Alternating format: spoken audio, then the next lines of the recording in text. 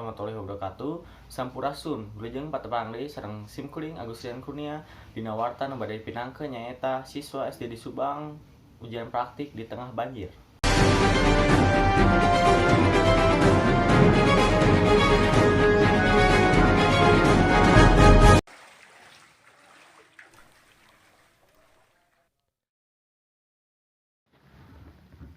Cai seluhureun 10 nepi ka 20 cm masih ngeuman SD Sinang Laut hiji Belanakan Subang Salasa isuk-isuk kamari.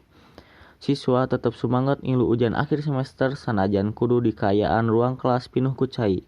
Komo aranjeunna kudu daek diajar tanpa ngagunakeun sepatu. Ameh sapatuna henteu kabaseuhan. Sudah menjadi langganan, Pak.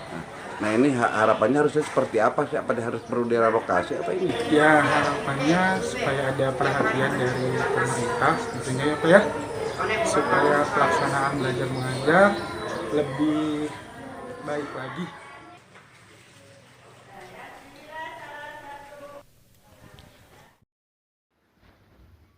Banjir saperti ieu kerap lumangsung di sakola anu caket basisir Kaler Subang.